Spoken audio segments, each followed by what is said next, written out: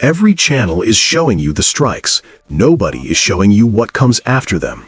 The carrier strike groups repositioning right now in the Arabian Sea and Red Sea are not there to launch more airstrikes. The mine countermeasure ships moving toward the Strait of Hormuz are not there for show. The 3 Marine Expeditionary Units currently embarked on amphibious assault ships within range of Iran's southern coastline are not on a training exercise. Phase 1 was the destruction of Iran's conventional military capability. Phase 2 is the beach. And here is exactly how it works. The targeting sequence, the landing zones, the assets, the timeline, and the one geographic problem that makes this the most complex amphibious operation the United States military has attempted since Incheon in 1950. Let me show you what every other channel is missing. First, understand what is in the water right now, because the scale of what is assembled in this theater in the last 7 days is staggering. USS Gerald R. Ford, the most advanced aircraft carrier ever built. $13.3 billion, nuclear-powered, electromagnetic catapult launch systems that can surge aircraft at a rate the older Nimitz-class carriers cannot match. Carrying FA-18E and F Super Hornets, EA-18G Growlers for electronic warfare, E-2D Hawkeyes for airborne command and control, and F-35C stealth fighters whose radar cross-section is approximately the size of a golf ball. The Ford Strike Group confirmed in the Red Sea as of March 7, 2026. Her escorts, 2 Ticonderoga-class cruisers and 4 Arleigh Burke-class destroyers. Each destroyer carries 90 vertical launch cells loaded with Tomahawk cruise missiles, SM-2 and SM-6 interceptors, and ASROC anti-submarine weapons. Do the math. The Ford Strike Group alone can put more than 400 Tomahawks in the air in a single coordinated salvo, before a single Marine boot touches sand. USS Dwight D. Eisenhower, Nimitz-class carrier, confirmed completing final pre-deployment certification exercises as of March 6, 2026. That certification, the Composite Training Unit exercise, is the last step before a carrier strike group is declared combat ready. The Eisenhower Strike Group is deploying. 2 carrier strike groups converging on the same theater simultaneously. That has not happened since the opening phase of Operation Iraqi Freedom in 2003. And underneath all of it, the piece you will never see on any radar screen, an Ohio-class guided missile submarine, SSGN. One of 4 converted ballistic missile submarines that now carry 154 Tomahawk cruise missiles each instead of nuclear warheads. 154 Tomahawks on one submarine that you will never see, that you will never hear, that you will never detect on any sensor Iran currently operates until 154 missiles are already in the air and the first ones are already hitting their targets. In the opening hours of Operation Iraqi Freedom, Ohio-class SSGNs launched more than 100 Tomahawks into Baghdad before a single soldier crossed the Iraqi border. They shredded command nodes, air defense batteries, and communication infrastructure. Baghdad's defenders woke up to a city that was already tactically blind. That is the playbook. It is happening again. Now look at the coalition. France has deployed the Charles de Gaulle Strike Group to the eastern Mediterranean, Rafale M fighters, FREM frigates, an Astute-class submarine operating somewhere beneath the surface that the French government has not officially acknowledged is there, but which NATO tracking data places in the theater. On March 6th, the French Navy confirmed additional reinforcements departing Toulon, the Mistral-class LHD Tonnerre and the frigate Corbeil. Pay attention to the Tonnerre. An LHD landing helicopter dock is not a warship in the traditional sense. It is a floating military base. The Tonnerre carries 900 troops, landing craft, attack helicopters, transport helicopters, and armored vehicles. France is not sending additional air cover to this theater. France is sending ground invasion capability. The United Kingdom has deployed HMS Dragon, a Type 45 destroyer with the most advanced area air defense system in the European NATO inventory. The Daring-class Sea Viper missile system can engage 16 targets simultaneously. HMS Dragon is not in this theater to watch. She is there to protect the amphibious force from Iranian drone and missile saturation attacks during the most vulnerable phase of the operation, the moment the landing craft hit the water. Spain has deployed the F-100 class frigate Cristobal Colon. Italy has reinforced NATO's Operation Aspides in the Red Sea. Combined, American, French, British, Spanish, and Italian naval forces now form a strategic semicircle around Iran's entire maritime perimeter, from the eastern Mediterranean through the Red Sea, through the Gulf of Oman to the Arabian Sea. That is not a containment formation. That is a staging formation. Everything is pointed inward. But here is what makes Phase 2 different from every previous American amphibious operation. Iran's coastline is not a beach.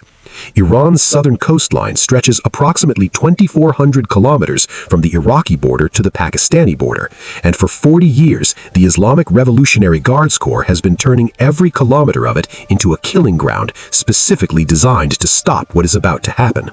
Chinese-made C-802 anti-ship missiles positioned in hardened coastal batteries capable of engaging surface targets at 120 kilometers. Hundreds of naval mines pre-positioned in the approaches to every major port. IRGC fastboat squadrons operating from coastal caves that radar cannot penetrate. Fateh 110 ballistic missiles on mobile launchers that can be repositioned in under 45 minutes. Shahed drone swarms that can be launched from civilian vehicles with no military designation. This is why Phase 1 existed. You do not push an amphibious force through a defended coastline with 22 miles of navigable water at its narrowest point if the enemy still has a functioning navy, active coastal missile batteries, and mine-laying capability in the approaches. Phase 1 was not just destruction. Phase 1 was removing the door before Phase 2 kicks it down. The Iranian surface fleet is gone, 12 warships destroyed in 5 days. The drone carrier Shahid Bagheri obliterated by LRSM. The IRS Sahand torpedoed by a Virginia-class submarine in the Arabian Sea. The IRS Jamarin caught by harpoon missiles from FA-18s off the USS Carl Vinson. The remaining vessels scattered to foreign ports in Sri Lanka and India, stripped of operational utility. The coastal missile batteries in the Bandar Abbas district have been struck repeatedly by B-2 delivered GBU-28 bunker busters and Tomahawk precision strikes.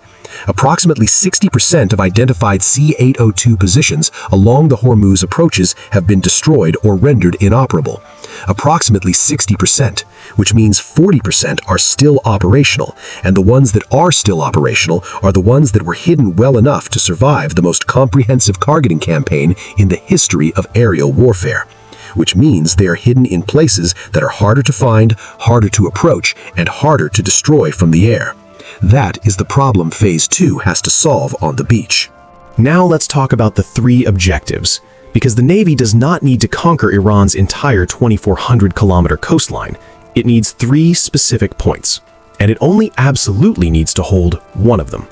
Bandar Abbas, Iran's primary naval base, the gateway to the Strait of Hormuz, the port through which every naval asset Iran ever operated was supplied, maintained, and deployed. Taking Bandar Abbas does not just eliminate Iran's naval command infrastructure, it opens the strait.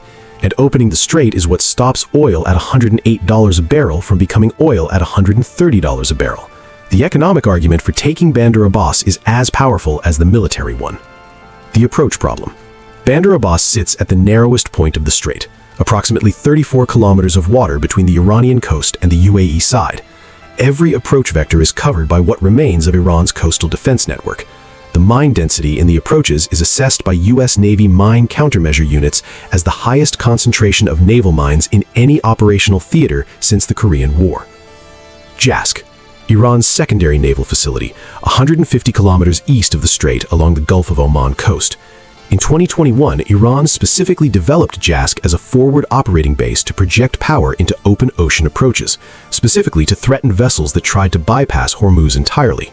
This is where the anti-ship missile batteries that can range the Arabian Sea were stockpiled. Taking Jask removes the threat to the carrier strike groups operating in the Arabian Sea and to the amphibious force during its transit. The approach problem. Jask's position along the open Gulf of Oman coast makes it more accessible from the sea, but the surrounding terrain, mountainous with limited beach gradient, restricts where landing craft can actually come ashore.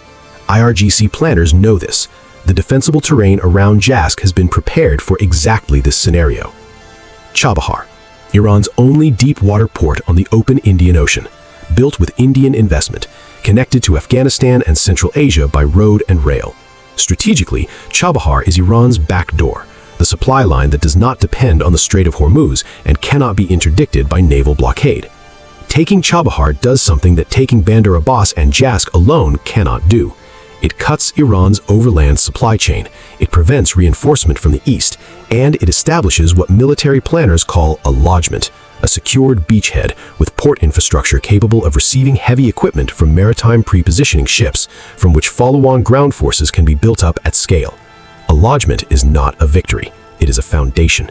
The Marines take the beach, the Navy holds the sea, the Air Force owns the sky, and then the Army rolls in.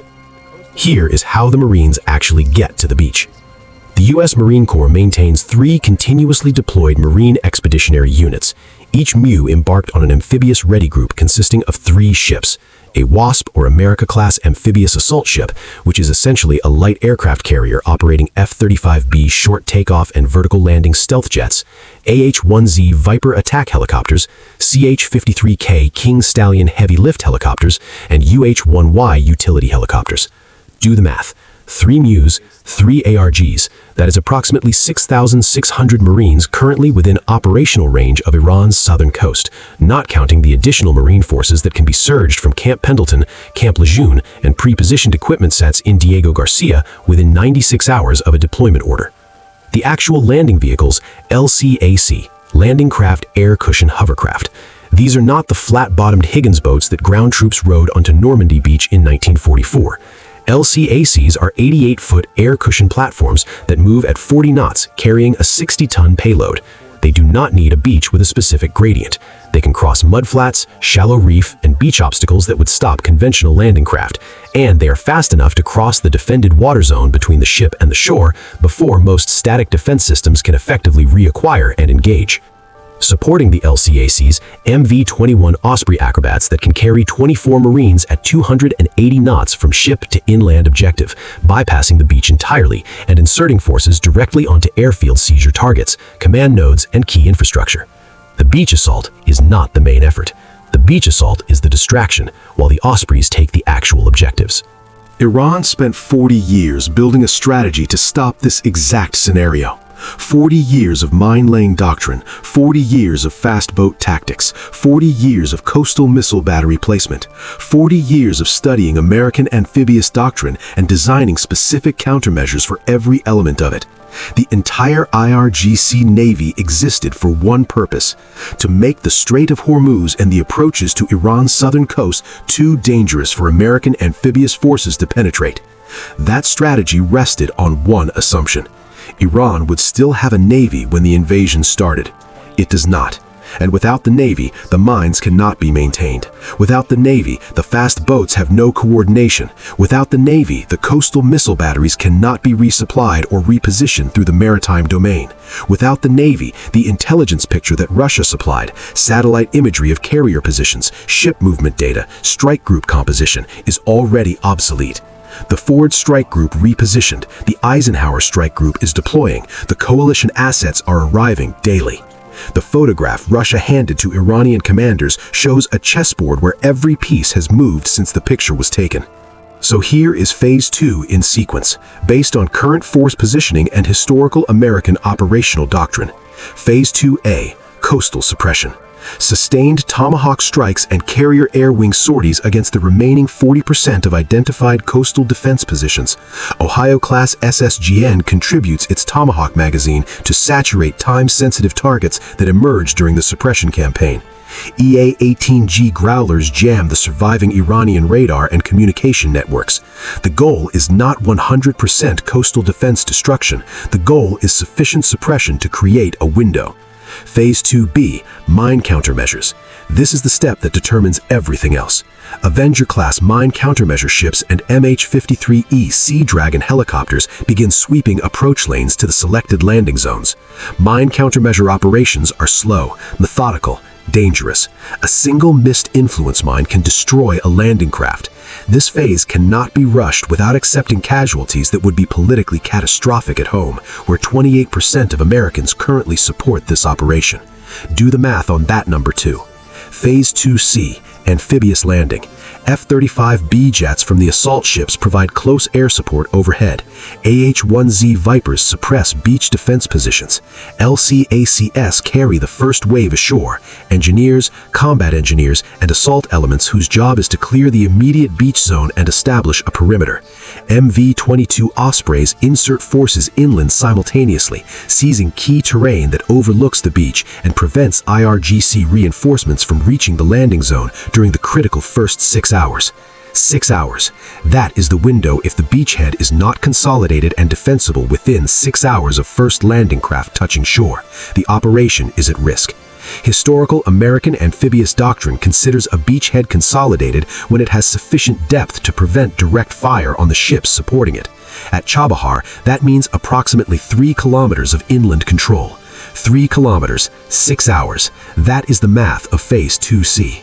And there is one more element that Iran cannot counter and has no answer for: stealth. The F-35Cs flying from the forward have a radar cross-section approximately equal to a golf ball. Iran's surviving air defense radar, operating at approximately 30% of pre-strike capability, cannot reliably track them.